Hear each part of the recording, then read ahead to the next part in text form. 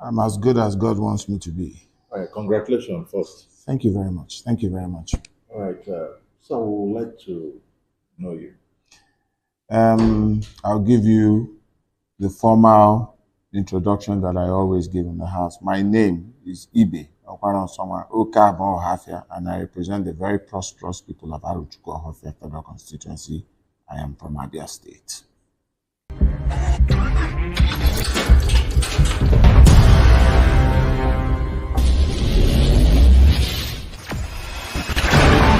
Experience the smooth and strong feeling that consistently surpasses expectation. Leading the way in high-performance lubricant, Master Supermoto Oil is as durable as titanium. Okay, sir, you just finished from the cut, and you are pronounced the winner of Arochukwu Ohafia Federal Constituency from the appeal court. How do you feel about the victory? First things first, you always have to give reverence back to God. The book of John, 10th book of John, 10th verse, says the thief comes at night to steal, to kill, and to destroy, but that the Lord gives life to all things. So we give thanks to God for giving life. This victory is not mine, it is ours. The good people of Arochukwu Ohafia Federal Constituency came out in their numbers despite the flawed nature of the materials not coming out on time, despite the time constraint, despite the issues of the beavers machines. But the good people of Ohafia and the good people of Arochukwu all came out and voted overwhelmingly for a change in direction, for a paradigm shift in our perspective. It is a victory that comes with a lot of responsibility, a lot of weight of expectation, but it is also something that we are always going to strive to achieve. Our people crave change, and we will try and provide a positive change, positive narrative. We are not politicians. We are not built from the old cart. We are new, and we'll try and stay honest as we came in. So that's where we are. We're just thankful. We're just very When you talk thankful. about positive narrative, can you just highlight it more so that Um, One thing I was also taught by my father is never speak detrimentally about another person. But you and I understand that the things that were done before might not have been done well enough. Things might have been done differently. People might have been carried along more. The more you sit where we are now, you realize that things are not the way we see it. Things are not the way we hear about it. But you can't even also blame the common man outside. What you should be doing is to be explaining these things to the common man. So, a good example, I have a town hall meeting where I'm going to talk to my constituents in the next few days. And we intend to do that every month. As I said during my campaign, the essence is to be transparent at all times. okay, sir, you are the first time in National Assembly as a representatives. I mean, understand that seniority is what is so much cherished in the chamber. So, being a first time, how have you been coping with the influence of the ranking members? Have they been able to give you opportunity to press for the needs of people and seek for that which people need? How have you been, maneuvering your way and all that? Um, I am a traditional person. My father was an exceedingly traditional person. He taught the essence of tradition. And one of the key factors and key bedrocks of traditional understanding is respect for your elders. But I was also taught that respect is reciprocal. You will only get respect when you give the respect. The senior members in the House have shown the respect, and we are giving to them. But when there were times where the non-ranking members were not treated in the way we thought was equitable, I stood in front of the queue, I stood in front of the pack and said no. From little things like seating arrangement, where I broke the seating arrangement thing, where there's, ranking members were given preference over us. I refuse to allow that stand. That is just who I am. And I think we are in a good place. We respect them. They know what they are talking about. We learn from them because we are new in the game. But we also understand that you can't be meek too much. You need to shine your eye. No, I understand that the National Assembly is not actually executive that that use this instrument to rally people. But if you look at our country today, the level of poverty, depravity, economic depravity, and it's actually high. A lot of people are, are being pushed into the precipice. They are hungry. They are angry. They are agitating somewhere. That one too will have a kind of economic impact. Now, as a National Assembly, is there a way? Are you people concerned with the level of poverty in this country? Is there a kind of support you think you can give the executive for the Nigerian people to actually feel that yes, people we have elected into the National Assembly are concerned about our welfare, and these are the steps they are taking, and we actually feel it. Do you people actually feel the pulse of the people? I know when you go to this meeting now, a lot of people will be beseeching you, give us money. It's just as a result of the economic difficulty. Are you concerned as if given an opportunity, would you want the legislation, would you want the executive to do anything differently to enhance the livelihood of Nigerians?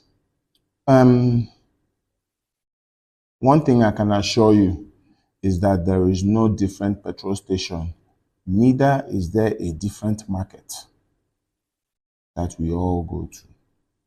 The same market that you go to is the same market that I go to. The same petrol station you go to is the same petrol station I go. It bites and it bites everywhere and everyone very evenly. So we understand the pains. There is from little things like the price of egg doubling overnight to the price of transportation equally doubling. We all know these things. We know the pains of the common man. In fact, beyond the House of Assembly members, we are the closest to the public. So it is us that they run to first. And we too feel their pain. Now, what can we do? It is always very important to start with the leading points that you gave. We are legislators. We write laws on behalf of the people for the people. So all we can do is A, write laws that will try and alleviate the issues of our people, but also use the second arm of our duty, which is to oversight. So we'll use that oversight powers to look at things. Today, a House member from Ebonyi raised a motion, an urgent public matter motion on the cancellation of 246 people's visas. All we can do is say, we don't like this thing that's happening. Please help our people. We have also raised motions regarding increase in the price of petroleum products.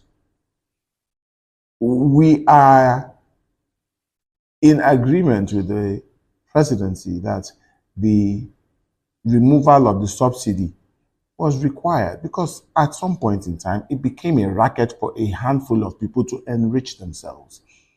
But at the same time, everything has two ends. There's a carrot and a stick approach. The people are suffering. The price of fuel is going up because of the removal of fuel subsidies. So we have to find a way to ease that burden. And the easing of that burden is long-term, medium-term investments. We need our refineries producing so we stop having to go and buy. We cannot be growing cassava and then looking for how to buy gari. It's not, that is what we are doing right now. We need to find a way to make sure that our products are refined locally so that our people benefit from the fact that there is no transportation cost. Because the reason why the price of fuel is so high is the transportation cost that is clubbed on it. We cannot stop the entrepreneur or the businessman from putting a markup on his product because that's the economic cycle. But what we can do is reduce the cost of transportation or eliminate the cost of transportation. And that's the thing. Those are all the things that we can do. So we oversight, we find ways of creating easing mechanisms for our people.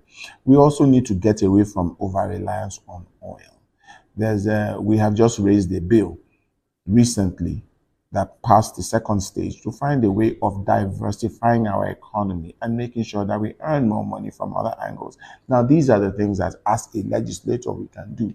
We are also constantly talking to the executive arm to make sure that they ease the pain on the people.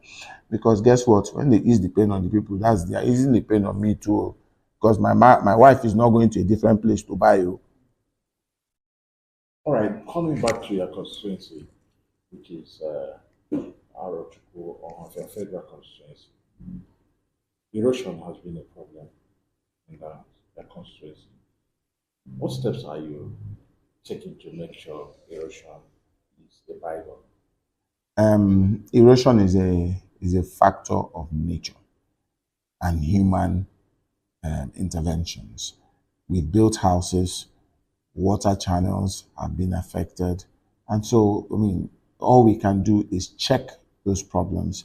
I recently raised a motion on the House to highlight the issues of this erosion menace on both Arochukwu and Ohafia local government.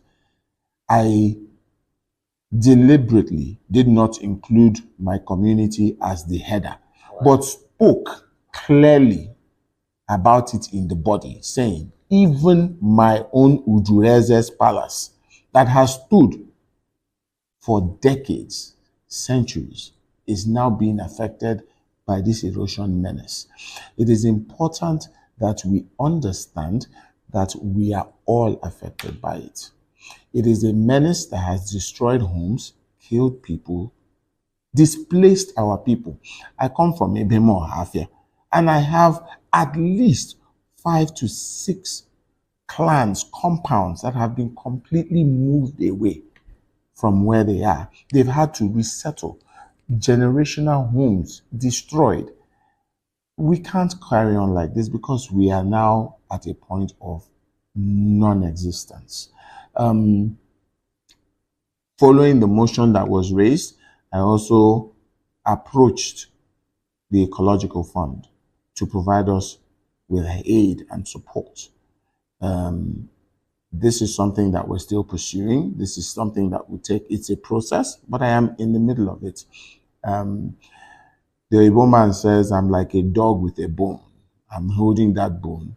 I will not let it go until I get what I want, and we'll fix this problem for the people of Ohafia, in particular for the people of Ibe, Ameku, Elu, that are ravaged by this erosion.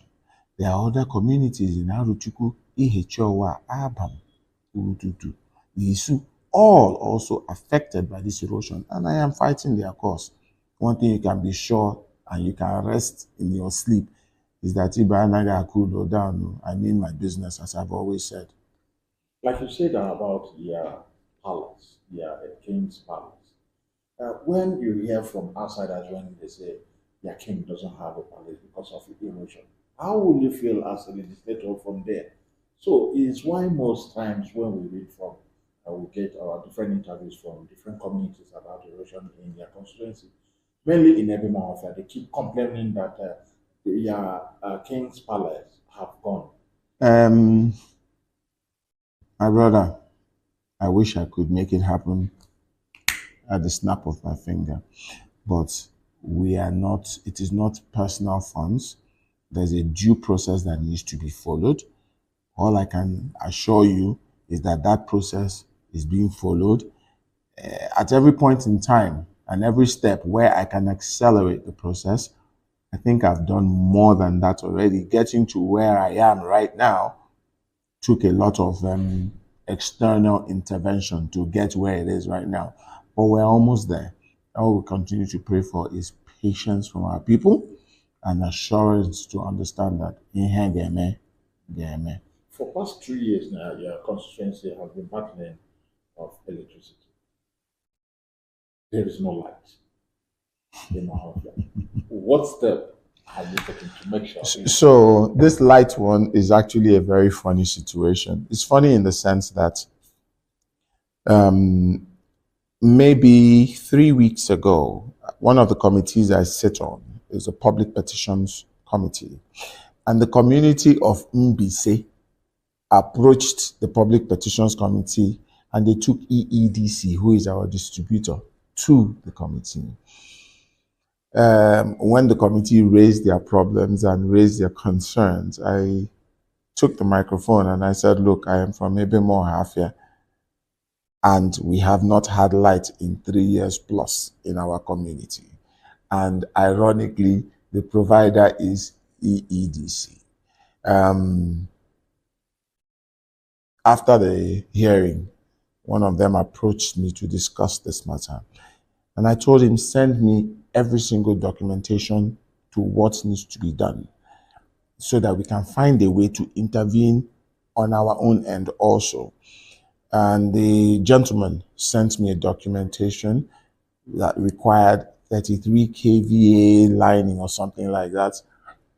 And I've told him I've collected it and I will run with it. One thing I have to do is to give commendation to my deputy governor, who has also fought this corner, providing new poles, extending the lines. But one thing we had was a besiegement of vandalism on the termination points. So we have fixed everything coming, and we've gotten to a point where it terminates and then spreads out to distribute. And unfortunately, the equipment there have been vandalized, and that's what we are going through now. I will join all your voices and say, me, I need light though. And I will push with my governor and my deputy governor to see a way forward. From my own point, I will also fight the electrification and distribution companies to also find a way to spread this light.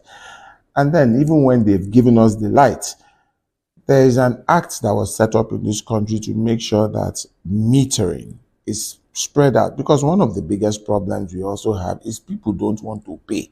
Because how can I not be in my house and you are charging me for light that I have not used?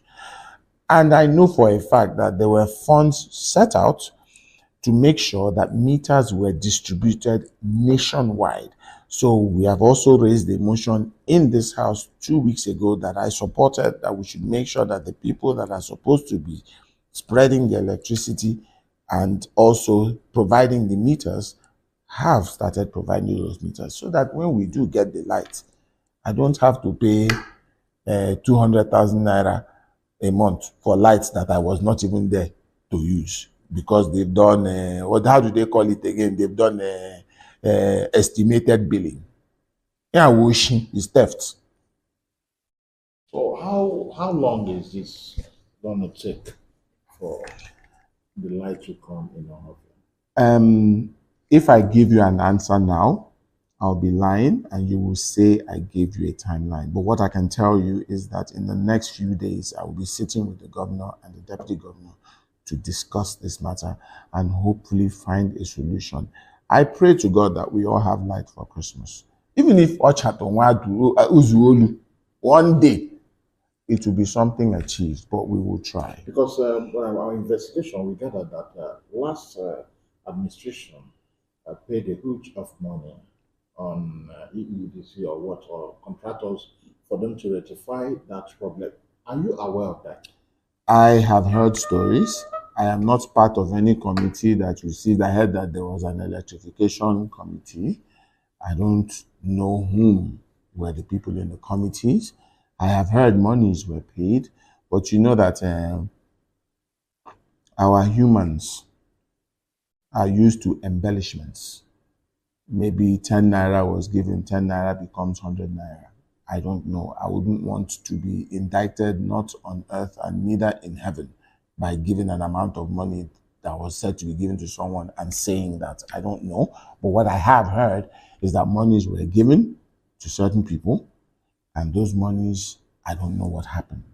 But I do know for a fact that the Deputy Governor, Engineer Ikechukwu Emeto, has been doing extra things to make sure that light is in our community and has been doing it from the date of swearing in.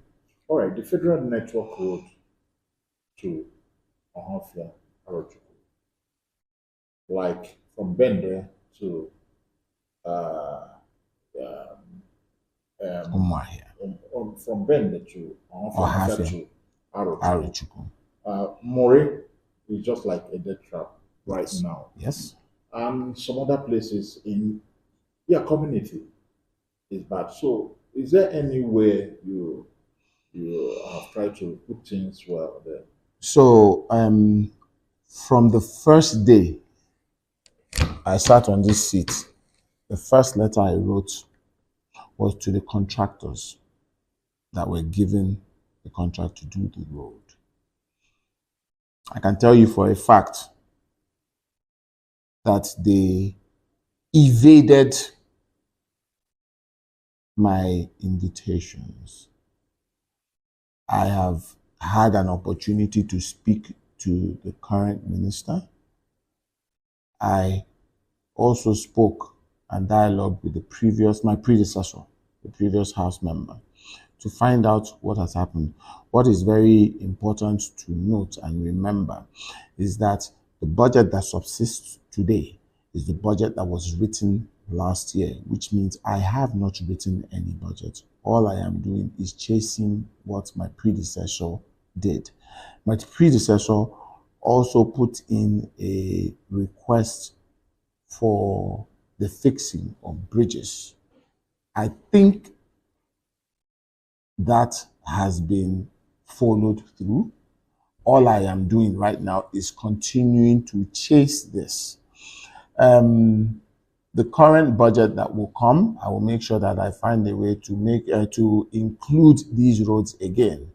But on the other note, my amiable governor and I gave a pledge to the people of Arochukwu and Ohafia on the 31st of December 2022, where we spoke to the people of Ihechowa. It said there that his mission will be to make sure that the road from Arochukwu leading all the way to Umuahia will be done. He has lived up to that pledge by firstly making sure that the minister, the Honorable Minister of Works, Honorable His Excellency Dave Umahi, was in Ohafia physically to see the road. I told my governor then that, Oga, if you fix the road, leave me, I will chase your money from the federal level. Fix the road, and I will make sure you get the money. And we all passed through that road. Some of them are roads that are not even good enough to be called thoroughfare. But that's what we have to deal with. Or we are trying to deal with it. These are things that have been put out a very long time that we are having to wrestle back. And hopefully now that we have a governor that is also feeling our pain evenly, we can go forward in fixing the roads. Not just the major roads, but even the little side roads. There's a bad road that my heart bleeds when I pass, and that's the road to Nkwebi. That road is terrible. That community is cut off.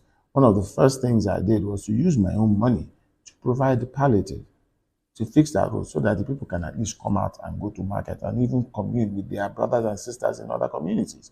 There are communities that required roads to at least allow the children go to school. We have done what we can do. as much as possible, but we are also making sure that whatever we are putting into the current budget will also look at those their roads. So what's your work relationship with the senator representing Abia, Senator Oduzo? I have a very respectful relationship with my senator. I have known Senator His Excellency Oduzo Kalu for a very long time. Suffice to say, the senator is Mwaboya Nam. Oh, Mwaboya Nam. So I've known him from when he was a contractor and was still a burgeoning businessman till date. I know that if there's anything that I need to do, that I can go and meet him. But I also have to say that I have another arsenal in my pocket. That arsenal is my brother, who is the Right Honorable Deputy Speaker to the House of Representatives. And he is all 190. We all come from the same old band there. So I know that if there's anything that I have to do, I can go to Honorable Ben Carlo to help me, as he is my immediate neighbor and I'm Bob Hanaulu.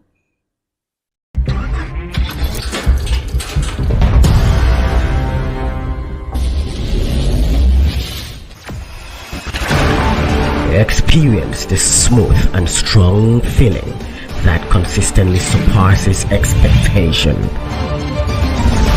Leading the way in high-performance lubricants, Master Supermoto Oil is as durable as titanium.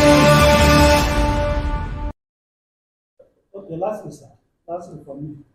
Have you taken delivery of your own SUV? Because we learned that some members of National Assembly.